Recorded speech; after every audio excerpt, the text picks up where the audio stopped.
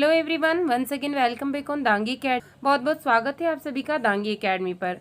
इससे पहले भी मैं आप लोगों के लिए नीट एग्ज़ाम के क्वेश्चन पेपर जो कि अभी तक आ चुके हैं, किस टाइप का पैटर्न रहा है, इससे रिलेटेड वीडियो प्रोवाइड करवा चुकी हूँ। तो इसी सीरीज़ को कंटिन्यू करते हैं हम। और यदि आप चैनल पर नए हैं तो चैनल को सब्सक्राइब कर लीजिए ताकि इस टाइप की वीडियो जब भी अपलोड हो तो आपके पास इसका नोटिफिकेशन पहुंच जाए। और वीडियो अच्छा लगे तो इसे लाइक ज़रूर कीजिए। बिना टाइम वेस्ट किए हम अपने क्वेश्चंस पे आते हैं। आइए स्टार्ट करते हैं, देख लेते हैं। क्योंकि मैं आप लोगों को देखिए दोनों मीडियम में क्वेश्चन प्रोवाइड करवा रही हूँ, साथ में समझा भी रही हूँ, तो आप किसी भी मीडियम से आपको कोई भी प्रॉब्लम क्रिएट नहीं होगी। और आप मुझे कमेंट जरूर कीजिए कि नेक्स्ट वीडियो आप किस टॉपिक पर चाह रहे हैं, क्योंकि मैं बिल्कुल पूरी कोशिश कर रही हूँ कि आप लोगों को इनके डिटेल में टॉपिक वाइज वीडियो भी प्रोवाइड करवा सकूँ। क्योंकि सिर्फ ऑब्जेक्टिव लगाने से ही आपका एग्जाम में सिलेक्शन होगा ये कंफर्म नहीं होता है। इससे सिर्फ आपको पैटर्न समझ में आ जाएगा और साथ ही साथ ये भी समझ में आ जाएगा कि किस टॉपिक से ज़्यादा क्वेश्चंस पूछे जाते हैं। तो पहले उस टॉपिक को हम कवर अप कर लेंगे। तो देख लेते हैं। इससे पहले की वीडियो यदि आपने नहीं देखे हैं तो प्लेलिस्ट में जाकर उन वीडियो को देख लीजिए। आगे के क्वेश्चंस हम कंटिन्यू करते हैं। तो जो क्वेश्चन है वो है द्वितीयक उपापचय जैसे कि निकोटीन, स्ट्रिक्टीन और कैफीन को पौधों के द्वारा अपने लिए क्यों उत्पादित किया जाता है। यानी secondary metabolites such as nicotine, strychnine, caffeine को पौधों के द्वारा यानी and caffeine are produced by plant for their, ये क्यों प्रोड्यूस करते हैं ये पूछा गया है। पोषण में उपयोग के लिए, न्यूट्रिटिव वैल्यू, वृद्धि पर प्रभाव, ग्रोथ रिस्पॉन्स, रक्षा पर असर, डिफेंस एक्शन, प्रजनन पर प्रभाव, इफेक्ट ऑन रिप्रोडक्शन। क्यों होता है ये सारी चीज़ों का प्रोडक्शन, यहीं पर पूछा है कि प्लांट क्यों करते हैं। तो इसका आंसर हमें बताना है। तो देखिए जो सेकेंडरी ग्रोथ वाला चैप्टर उससे भी हमने देख चुके हैं, 2-3 क्वेश्चंस पूछे गए। तो कुछ टॉपिक्स ऐसे होते हैं जिनसे लगातार 2-3 क्वेश्चन तो हमेशा पूछे ही जाते हैं। तो ऐसे टॉपिक्स लगभग 8 से 10 टॉपिक होते हैं। तो पहले यदि आप उन्हें कवर अप कर लेते हैं तो आपका लगभग 30% सिलेबस इन्हीं टॉपिक से कंप्लीट हो जाएगा और ये आपको बहुत ज़्यादा हेल्प करेगा। इसका आंसर देख लेते हैं हम। इसका आंसर ये इसलिए प्रोड्यूस करते हैं क्योंकि इससे क्या होगा, प्लांट खुद को डिफेंस कर पाएगा, यानी उसकी रक्षा पर असर होगा, इसलिए इनको उत्पादित किया जाता है। कौन कौन से प्रोडक्ट हैं वो, निकोटीन, स्ट्रिक्टीन और कैफीन, ये पौधे प्रोड्यूस करते हैं सेकेंडरी मेटाबोलाइट्स के फॉर्म में।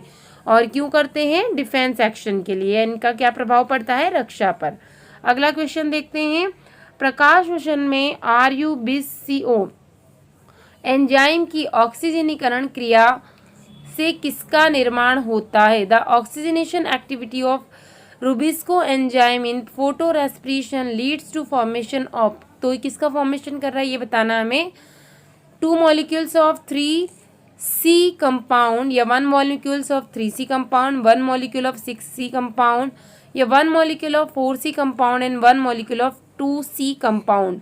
तो ये प्रोसेस हमें बताई गई है और इसमें जो एंजाइम है जब इसका क्या हो रहा है, ऑक्सीजनेशन हो रहा है, तो उस टाइम पे किसका फॉर्मेशन हो रहा है ये इस क्वेश्चन में हमसे पूछा गया है कि किसका फॉर्मेशन यहाँ पर हो रहा है। तो देखिए यहाँ पर किसका फॉर्मेशन होगा, 1 molecule of 3C compound, 3 carbon compound, 1 molecule of यहाँ पर 3 कार्बन कंपाउंड का फॉर्मेशन होगा।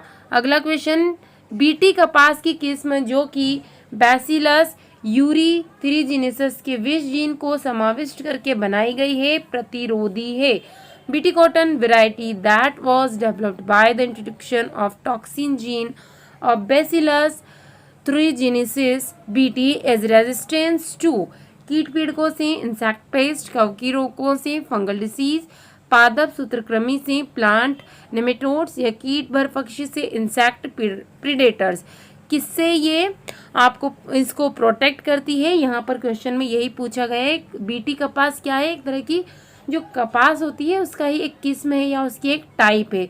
तो इसका जो आंसर है ये प्रोटेक्ट करता है, मतलब जो एंटीजन बनाया गया है, जनरली एंटीजन जैसे अभी कोरोना वायरस का जो ट्रेंड चल रहा है, ये बीमारी चल रही है, इसमें भी एंटीजन कैसे बनाया गया है इस पर भी मैं आप लोगों को एक वीडियो जल्दी प्रोवाइड करवाऊंगी। क्योंकि देखिए ये एकदम करंट का टॉपिक है और जो भी आगामी एग्जाम्स होंगी उसमें 1-2 क्वेश्चन तो श्योरली इससे पूछे ही जाएंगे। तो ब्रीफ में हम समझ लेते हैं एंटीजन कैसे बनाया जाता है।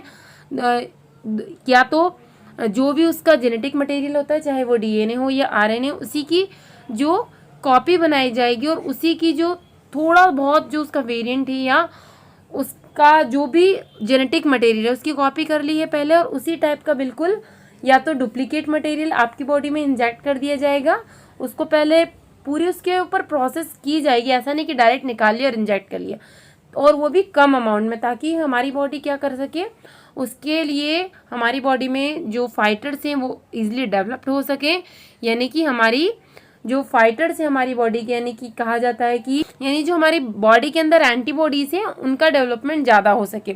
और जब इस टाइप का कोई भी बैक्टीरिया या कोई भी वायरस बॉडी में अटैक करे तो क्योंकि एंटीबॉडी पहले से ही डेवलप्ड है तो फटाफट से अटैक करके उसको किल कर सके। तो यहाँ पर भी सेम प्रोसेस वही हो रही है कि जो बीटी कपास है उसका जो पॉइजन होता है उसको उसके जीन का यूज़ करके एंटीजन बनाया गया। तो वो एंटीजन किस काम में आता है, इंसेक्ट पेस्ट के फॉर्म में, कीट पीड़कों से बचाने के लिए उसका यूज किया जाता है।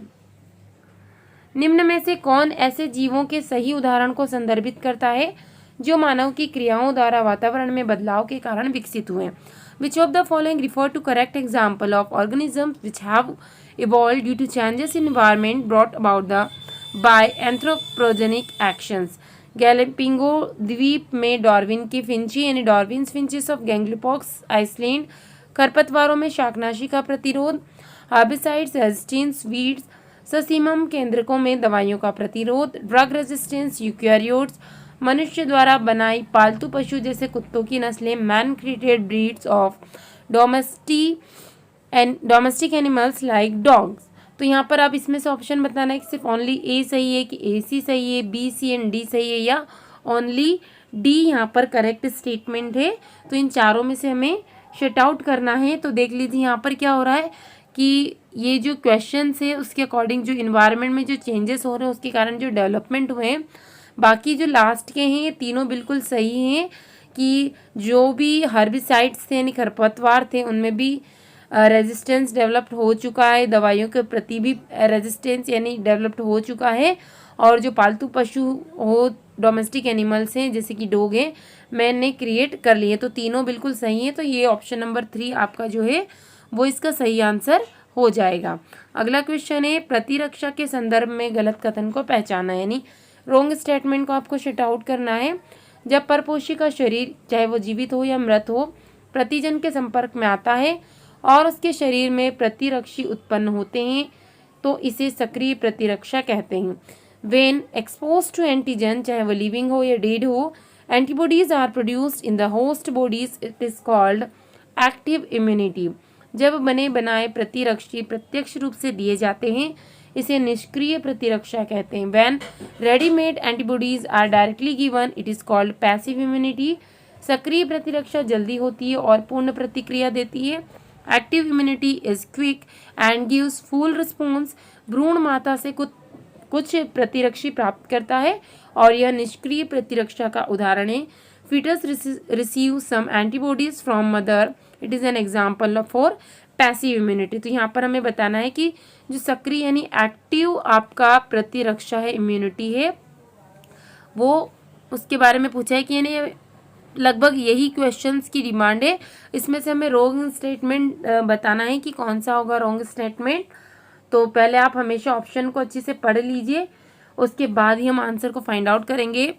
तो मोस्टली आपको एक्टिव और पैसिव ही यहाँ पर देखने को मिल रहा है। तो फर्स्ट ऑप्शन बिल्कुल सही है यहाँ पर कि जो भी डेवलप करके दिया जाएगा किसी और के, चाहे वो जीवित हो या मृत हो, उसके संपर्क में आएगा और उसके बाद में जब उसमें डेवलप्ड होंगे तो वो एक्टिव इम्यूनिटी हो जाएगी, और जब बने बनाए दिए जाएंगे उसको पैसिव कहा जाएगा। लेकिन जो तीसरा स्टेटमेंट है कि जो एक्टिव इम्यूनिटी होती है वो जल्दी होती है और पूर्ण प्रतिक्रिया देती है, बिल्कुल गलत है। तो ऑप्शन नंबर 3 इसका सही आंसर हो जाएगा। बाकी ये फर्स्ट, सेकंड और फोर्थ स्टेटमेंट बिल्कुल सही है।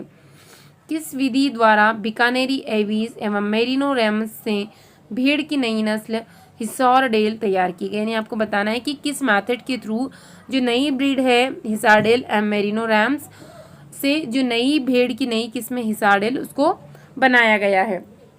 बही प्रजनन, आउट क्रॉसिंग, उत्परिवर्तन प्रजनन, म्यूटेशनल ब्रीडिंग, संकरण, क्रॉस ब्रीडिंग, अंतः प्रजनन या इन ब्रीडिंग, किस प्रोसेस के द्वारा ये जो नई किस्म है उसको तैयार किया गया है उसका हमें नाम बताना है। तो वो है क्रॉस ब्रीडिंग। तो जनरली ये बिल्कुल सिंपल है, जब भी जो नई नस्ल तैयार की जाएगी तो उसमें हमेशा संकरण या क्रॉस ब्रीडिंग ही की जाएगी। नेक्स्ट क्वेश्चन देखते हैं अब हम, मानव पाचन तंत्र से संदर्भित सही कथन का चयन करो। तो हमेशा जब भी सही और गलत वाले रहें तो आप उनको अच्छे से पढ़ लिया कीजिए कि उसमें क्या पूछा है, रॉन्ग चीज पूछी गई है या करेक्ट स्टेटमेंट के बारे में पूछा गया है। क्षुधांत्र छोटी आंत में खुलता है। Ileum open into small intestine. Serosa आहार नल का सबसे अंदर वाली परत होती है। Serosa is the intermost layer of the alimentary canal. क्षुधांत्र अत्यधिक कुंडलित भाग होता है। Ileum is a highly coiled part. क्रमी रूप परिशिष्टिका ग्रहणी से उत्पन्न होता है। Vermiform appendix arises from a duodenum. तो देखिए इसमें यदि आपने डाइजेस्टिव सिस्टम अच्छे से पढ़ा है यानी पाचन तंत्र पूरा डिटेल में पढ़ा होगा तो आपको इस क्वेश्चन को सॉल्व करने में बिल्कुल भी प्रॉब्लम नहीं होगी, इजीली हम इसका आंसर फाइंड आउट कर पाएंगे। यहाँ पर करेक्ट स्टेटमेंट पूछा है तो देखिए आपको मालूम होगा कि जो इलियम या क्षुधांत्र होता है वो बहुत कॉइलिंग होती है, उसमें एकदम बहुत कोइल्ड पार्ट होता है इस टाइप से। तो जो थर्ड वाला ऑप्शन है वो बिल्कुल सही आंसर हो जाएगा कि ileum is a highly coiled part. क्षुधांत्र अत्यधिक कुंडलित भाग होता है। मुझे कमेंट जरूर कीजिए कि आपको नेक्स्ट वीडियो किस टॉपिक पर चाहिए, ये वीडियो आपको कैसा लग रहा है, इसी टाइप की आप सीरीज़ कंटिन्यू चाहते हैं या कुछ और इसमें चेंजेस चाहते हैं, मुझे कमेंट जरूर कीजिए। जैसी आपकी कमेंट्स आएंगे, जो भी आपकी डिमांड होगी उसी के अकॉर्डिंग मैं आप लोगों को नया वीडियो प्रोवाइड करवा पाऊंगी। नेक्स्ट क्वेश्चन देखते हैं अब हम, निम्न स्तंभों का मिलान कर सही विकल्प का चयन कीजिए। और हाँ, इससे पहले कि यदि आपको क्वेश्चन देखना है तो आप प्लेलिस्ट में जाकर वीडियो को देख सकते हैं, साथ ही मैं आपको डिस्क्रिप्शन में भी लिंक दे दूंगी, उस पर जाकर भी आप इससे पहले वाले प्रीवियस वीडियो को देख सकते हैं। क्वेश्चन देख लेते हैं। अब आपको मैच द कॉलम दिए हुए हैं, तो एक साइड में आपको जर्म्स दे दिए हैं, चाहे वो बैक्टीरिया हो या वायरस हो, और इस साइड में आपको दे दिए कि इससे क्या क्या डेवलप होता है या किसके फॉर्मेशन में हेल्प कर रहा है, या इस टाइप से भी दे सकते हैं सामने कि इससे कौन सी बीमारियां डेवलप होती है। तो यहाँ पर देखिए आपको पढ़ लेना है, तो मैं आपको इससे पहले बता चुकी हूँ कि इस टाइप के क्वेश्चन जब भी आते हैं तो एक भी यदि आपको मालूम है तो हम 99% में 100% नहीं कह रही हूँ, क्योंकि कभी कभी नीचे जो ऑप्शन होते हैं उसमें दो ऑप्शन में बिल्कुल सेम, एक या दो में तो आंसर सेम दिए रहेंगे, तो उसमें फिर से आपको डाउट क्रिएट हो जाएगा। तो आप एक बार इनको अच्छे से रीड कर लीजिए, फिर मैं आपको इसको करके बताती हूँ। क्या दिया है आपको, क्लोस्ट्रीडियम ब्यूटालिकम, तो इसकी वजह से ये क्या होगा, सिट्रिक अम्ल, सिट्रिक अम्ल का फॉर्मेशन जो होता है। फिर ट्राइकोडर्मा पॉलीस्पोरम, इसका हो जाएगा साइक्लोस्पोरिन ए, साइक्लोस्पोरिन ए इस टाइप से। और ये मोनस्कस परप्यूरियस, तो इसकी वजह से होता है आपका ब्लड कोलेस्ट्रॉल लॉवरिंग एजेंट, रक्त कोलेस्ट्रॉल कम करने वाला कारक क्या है, मोनस्कस परप्यूरियस। तो यहाँ पर एक साइड में आपको कारक दिए कि किसकी वजह से क्या होता है। अब लास्ट में बचा है आपका एस्परजिलस नाइगर, इसकी वजह से क्या होगा, तो लास्ट ऑप्शन बचा होगा आपके पास में, वही इसका आंसर हो जाएगा ब्यूटेरिक एसिड। तो आप मैच करके देख लीजिए किस ऑप्शन में दिए हैं ये आंसर्स। अगला क्वेश्चन है, निम्न में से मूत्र की कौन सी अवस्था डायबिटीज मेलिटस की ओर संकेत करती है। यानी कि जो शुगर का टेस्ट किया जाता है, शर्करा का, तो जनरली यूरिन टेस्ट किया जाता है, उसमें ही देखा जाता है कि कितने अमाउंट में शुगर रिलीज हो रही है। तो यहाँ पर क्या पूछा गया है, डायबिटीज मेलिटस की ओर इशारा करिए, यानी इंडिकेट करिए कि इसकी बॉडी में डायबिटीज है। तो नीचे आपको प्रोसेस दिए, यूरेमिया, कीटोन्यूरिया, यूरेमियम रिनल कैल्कुली, कीटोन्यूरियम ग्लाइकोसूरिया, रिनल कैल्कुली एवं हाइपरग्लाइसीमिया, तो किसकी ओर इंडिकेट कर रही है, यही हमसे पूछा है। तो देखिए यहाँ पर क्या हो जाएगा, जो ketonuria and glycosuria, option number 3, ये यदि इसमें प्रेजेंस है, आप स्टेज बताई गई है तो इसकी ओर ये बता देगा कि ये क्वेश्चन ही हमसे ये पूछा है कि निम्न में से कौन, निम्न में मूत्र की कौन सी अवस्था, तो ये स्टेज बताई, अगर ये प्रेजेंट है तो जो भी ह्यूमंस है या जो भी व्यक्ति है उसको क्या होगी, डायबिटीज़ की बीमारी होगी। तो ये जनरली इस पॉइंट को आप अच्छे से पढ़ लीजिएगा, ये बहुत बार पूछा गया है, कीटोनूरियम ग्लाइकोसूरिया। अगला क्वेश्चन देखते हैं हम, फ्लोरिडियन मॉन्ड की संरचना किसके समान होती है, यानी इसका जो स्ट्रक्चर है फ्लोरिडियन स्टार्च का, वो किसके जैसा होता है, मॉन्ड एम सेलुलोज, स्टार्च सेलुलोज, एमाइलेज एम ग्लाइकोजन, मैनेटोल एलिजन, लेमरिन एंड सेलुलोज, किसके जैसा स्ट्रक्चर होता है, यानी किसके सिमिलर उसका स्ट्रक्चर होता है। तो देखिए सिंपल सा क्वेश्चन से, एमाइलोपेक्टिन एम ग्लाइकोजन का जैसा स्ट्रक्चर होगा सेम टू सेम उसका स्ट्रक्चर, जो स्टार्च है इसका स्ट्रक्चर इसके जैसा होगा आपका, बिल्कुल सेम एमाइलोपेक्टिन एवं ग्लाइकोजन के जैसा इसका स्ट्रक्चर होता है। अगला क्वेश्चन, यौन संचारित रोगों के सही विकल्प का चयन करना है, यानी आपको बताना है कि कौन से सेक्सुअली ट्रांसमिटेड डिजीज़ है। तो आपको मालूम होना चाहिए, नीचे बहुत सारे डिजीज़ दिए हैं उसमें से आपको पहचान करना है। तो आप पढ़ लीजिए इसमें से, जैसे कि हो गया आपका गोनेरिया, इसको इंग्लिश में याद रखिए क्योंकि बहुत बार क्या होता है सूजाक नाम नहीं दिया होगा और इसी को हिंदी में लिख दिया गया होगा। तो जनरली बीमारियां, बैक्टीरिया, इनके नाम आप जो भी हिंदी मीडियम वाले स्टूडेंट हैं वो इंग्लिश में ही याद रख लिया कीजिए, तो आपको डबल मेहनत नहीं लगेगी। तो देखिए ये गोनेरिया, सिफिलिस और जेनिटल हर्प्स है ना, परिसर्प इसमें दिया है। तो बहुत बार देखो एक और प्रॉफिट क्या होता है कि यदि हिंदी में कोई भी वर्ड में मिस्टेक या ट्रांसलेशन गलत दिया हो तो उस केस में भी जो इंग्लिश वर्जन है उसी को सही माना जाता है। फिर नीचे गोनेरिया, मलेरिया, जेनिटल हर्प्स, तो मलेरिया तो आपको मालूम होगा सेक्सुअली ट्रांसमिटेड डिसीज नहीं है, तो बिल्कुल गलत हो जाएगा। 2 ऑप्शन में आपको मलेरिया दिया, दोनों ही गलत हो जाएंगे। उसके बाद कैंसर दिया, तो बहुत सिंपल सा क्वेश्चन है, देखिए सिंपल से आप फटाफट पता लगा सकते हैं। अगर आपको ऊपर के ऑप्शन में नहीं मालूम है तो कैंसर भी नहीं होता है। तो लास्ट ऑप्शन बचता है आपका फर्स्ट वाला, यानी सुजाक, गोनेरिया, सिफिलिस और ये जेनिटल हर्प्स, तो ये सेक्सुअली ट्रांसमिटेड डिसीज हैं।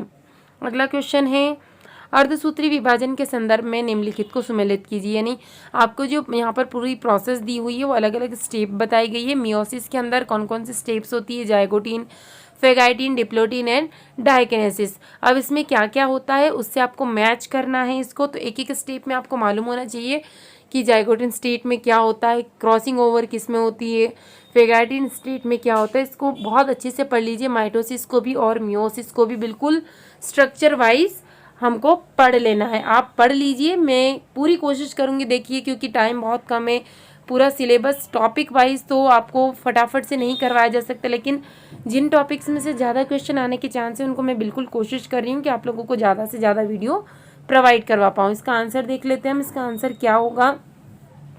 तो इसका जो आंसर है वो जाएगा युग्मपट, यानी आप इसके भी नाम इंग्लिश में ही याद रखिए। जाइगोटीन, जाइगोटीन के अंदर क्या होगा, सूत्र युग्मन यानी सिनेप्सिस होगा। फेगाइटिन, फेगाइटिन के अंदर क्या होगा, एक बार मैच कर लेते हैं हम। फेगाइटिन के अंदर होता है क्रॉसिंग ओवर, फेगाइटिन के अंदर क्या होता है, क्रॉसिंग ओवर होता है, बिल्कुल याद रख लीजिए क्योंकि क्वेश्चन ऐसे भी पूछा जा सकता है कि क्रॉसिंग ओवर कब होता है, तो आपको बिल्कुल पता होना चाहिए फेगाइटिन स्टेज में होता है। डिप्लोटीन, डिप्लोटीन में क्या होगा, कियाजमेटा, डिप्लोटीन में क्या होगा, एक कियाजमेटा। और डाइकिनेसिस, डाइकिनेसिस लास्ट जो बचा है आपका क्या हो जाएगा, उपांति भवन या टर्मिनाइजेशन। ये लास्ट ऑप्शन ये किस में दिए हैं, आप मैच कर लीजिए, लगभग ये दिए हैं आपके ऑप्शन नंबर 2 में। तो एक एक प्रोसेस को आप अच्छे से पढ़ लीजिएगा। निम्नलिखित में से कौन सा युग्म एक कोशिकीय शैवालों का है, यानी ग्रुप बताना है आपको जो यूनिसेल्युलर एल्गी हैं, ये ध्यान रखिए। Laminaria and Sargassum, Gelidium, Gracilaria, Anabaena Volvox या क्लोरेला स्पाइरुलिना। तो आपको पूरा ग्रुप बताना, ऐसा नहीं कि आपने एक एल्गी बता दिया, दो दो दिए आपको, तो दोनों ही एल्गी हो वो बताना है। तो देखिए यहाँ पे जो ऑप्शन नंबर 4 है क्लोरेला है, स्पाइरुलिना, ये दोनों ही यूनिसेल्युलर एल्गी है, ये भी ध्यान रखिए। सिर्फ एल्गी नहीं पूछा है, कौन से एल्गी पूछा है, यूनिसेल्युलर एल्गी। अगला क्वेश्चन देख लेते हैं, which of the following hormones level will cause release of ovum या ovulation from the Graafian follicle. कौन ग्राफी पुटक से अंडाणु का मोचन करेगा, कौन सा हॉर्मोन्स, एस्ट्रोजन की उच्च सांद्रता, प्रोजेस्टेरोन की उच्च सांद्रता, एलएच की निम्न सांद्रता या एफएसएच की निम्न सांद्रता। High concentration of oestrogen, high concentration of progesterone, low concentration of LH and low concentration of FSH. तो यहाँ पर क्या पूछा है हमसे कि कौन सा हार्मोन्स का जो लेवल है उसके कारण ओम जो है ग्राफियन फॉलिकल से रिलीज होगा आपका, ये क्वेश्चंस पूछा गया है। तो इसका जो आंसर है वो हो जाएगा, जब भी एस्ट्रोजन हार्मोन का हाई कंसंट्रेशन होगा तभी जो ओवुलेशन या ओवम जो है हमारा वो उस पीरियड में रिलीज होता है। अब मैच करना है फिर से आपको, बीटी कपास, एडिनोसिन, डीएमिनेज की कमी, आरएनएआई और पीसीआर सामने आपको दिए हैं इसके ऑप्शंस, तो मैच करने की कोशिश कीजिए आप ज़रूर। मैं तो आपको बताऊंगी आंसर इसमें क्या होंगे। बीटी कपास इससे पहले भी हम देख चुके हैं, तो इसका ऑप्शन बिल्कुल आपको समझ में आ ही गया होगा। ए बेसिलस यूरीजिनेसिस। अब देखिए किस में दिया है, फोर्थ वाला फर्स्ट में दिया है, तो बिल्कुल सिंपल सा है। कभी कभी क्या होता है कि दो ऑप्शन में आपको फोर्थ कर देंगे, उस कंडीशन में आपको दिक्कत होगी। यहाँ पर तो बहुत सिंपल सा दिया है, एक ही में दिया है, एक के साथ में बैसिलस यूरीजिनेसिस, तो आप सिंपल सा मैच कर सकते हैं। बाकी ऑप्शन देख लीजिए आप क्या हो जाएंगे। एडिनोसोन डीएमिनेज, इसमें क्या दिया है आपको, फर्स्ट वाला जीन चिकित्सा है, जीन थेरेपी। और आरएनएआई इसका क्या हो जाएगा, कोशिकीय सुरक्षा, सेल्युलर डिफेंस। पीसीआर बचा है, तो पीसीआर क्या आ जाएगा, डिटेक्शन ऑफ एचआईवी इन्फेक्शन के लिए यूज़ किया जाता है। पीसीआर टेक्निक का यूज़ क्यों किया जाता है, एक और क्वेश्चन बन गया, डिटेक्शन ऑफ एचआईवी इन्फेक्शन। अगला क्वेश्चन, सन 1987 में मॉन्ट्रियल प्रोटोकॉल किस पर नियंत्रण के लिए हस्ताक्षरित किया गया थे। जो मॉन्ट्रियल प्रोटोकॉल आया था, तो देखिए एक और क्वेश्चन हो जाएगा, किस ईयर में आया था, तो बिल्कुल इस ईयर को रट लीजिए।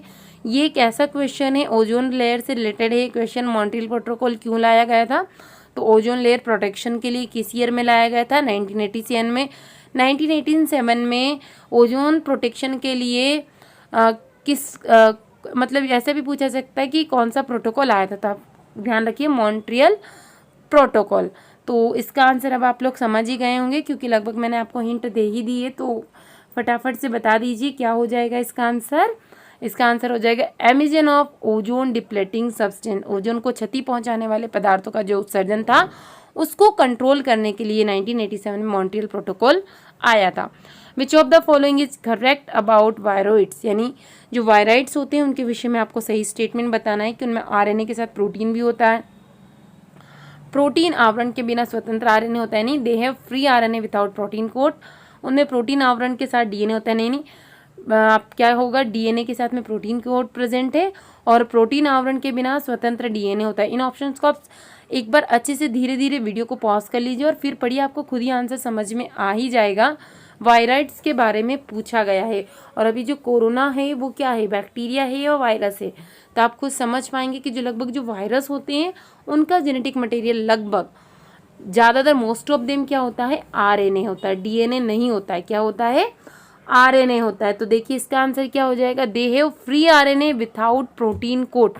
वायराइड्स में क्या होगा, फ्री आरएनए प्रेजेंट होता है और उनमें कोई भी प्रोटीन कोड प्रेजेंट नहीं होता है। नेक्स्ट क्वेश्चन है, अधोवर्ती अंडाशय किसमें पाया जाता है, the ovary is half inferior in brinjal, mustard, sunflower या पाम। सिंपल सा क्वेश्चन है, डायरेक्ट क्वेश्चन है, बिल्कुल कोई ऐसा अगर आपने पढ़ा होगा superior ovary, half inferior ovary, तो इसके स्ट्रक्चर से आपको समझ में आ जाएगा। और कभी आपने इनके फ्लावर्स भी देखे होंगे तो फिर आप थोड़ा सा लॉजिक लगा सकते हैं इसमें भी कि क्या होगा इसका आंसर। तो इसका हो जाएगा आलू बुखारा में अर्ध अधोवर्ती अंडाशय या हाफ इंफीरियर ओवरी जो पल्म होता है उसमें प्रेजेंट होती है। The enzyme enterokinase helps in conversion of, यानी एंटेरोकाइनेज किसके बदलने में सहायता करता है, प्रोटीन को ही बदलता है पॉलीपेप्टाइड में, या ट्रिप्सिनोजोन को ट्रिप्सिन में, कैसिनोजोन को कैसिन में, या पेप्सिनोजोन को पेप्सिन में। ये किसके अंदर बदलता है, ये एक एंजाइम। ये भी पूछा जा सकता है कि एंटेरोकाइनेज क्या है, तो ये एक एंजाइम है और ये किसको किस में चेंज करता है, ये क्वेश्चन पूछा गया है। तो ये बदलता है ट्रिप्सिनोजोन को ट्रिप्सिन में। किस में बदलता है, ट्रिप्सिनोजोन को ट्रिप्सिन में। एक और क्वेश्चन बन जाएगा कि ट्रिप्सिनोजोन को ट्रिप्सिन में कौन सा एंजाइम कन्वर्ट करता है, तो ध्यान रखना है हमें, एंटेरोकाइनेज चेंज करता है। अगला क्वेश्चन है, match the trophic level with their correct species, यानी घास भूमि परितंत्र में पोषित स्तरों के साथ जातियों के सही उदाहरण। तो आपको अलग अलग ट्रॉपिक लेवल दे दिए, 4, 2, 1 एंड 3। तो 1 से 4 तक दिए हैं और उसमें अलग अलग एनिमल्स के या इनके नाम दे दिए गए हैं। आपको फिर मैच करना है कि कौन से ट्रॉपिक लेवल में कौन आएगा, यहाँ पर आपको ये बताना है। फिर से आप लोगों से एक रिक्वेस्ट करी कि मुझे कमेंट बॉक्स में ज़रूर कमेंट कीजिए कि नेक्स्ट वीडियो, ये वीडियो तो मैं आपको कंटिन्यू करवाऊंगी ही सही, इसके साथ ही जो नेक्स्ट वीडियो किस टॉपिक पर होना चाहिए ये मुझे कमेंट्स करके ज़रूर बताइए। तो देख लेते हैं, जो 4th ट्रॉपिक लेवल है उसके अंदर कौन होंगे, वल्चर्स होंगे, यानी सबसे जो लास्ट वाला ऑप्शन दिया तो वल्चर, यानी गिद्ध, जो सबको जो बचा कुचा है सबको कौन खाएगा, गिद्ध ही खाएंगे, वल्चर ही खाएंगे। तो जो 4th है उसमें वल्चर्स आ जाएंगे। सेकंड, तो अब यहाँ पर स्टार्टिंग से देख लीजिए। फर्स्ट, ऐसे यदि आपको समझ में नहीं आता एग्जाम में तो आप या तो लास्ट वाले से शुरू कीजिए या फर्स्ट वाले से। तो फर्स्ट फर्स्ट में हमेशा क्या रहेगी, ग्रास, घास रहेगी। सेकंड, अब घास को कौन खाएगा, कौवा तो नहीं खाएगा, गिद्ध भी नहीं खाएगा, खरगोश खाएगा, तो सेकंड में कौन रहेगा, खरगोश। थर्ड में कौन रहेगा, कौवा। और फोर्थ आपका वल्चर्स बचा। तो ये किस में है ऑप्शंस, आप खुद देखिए। तो आज के इस वीडियो में इतना ही। वीडियो कैसा लगा कमेंट जरूर कीजिए। Thank you so much for watching this video.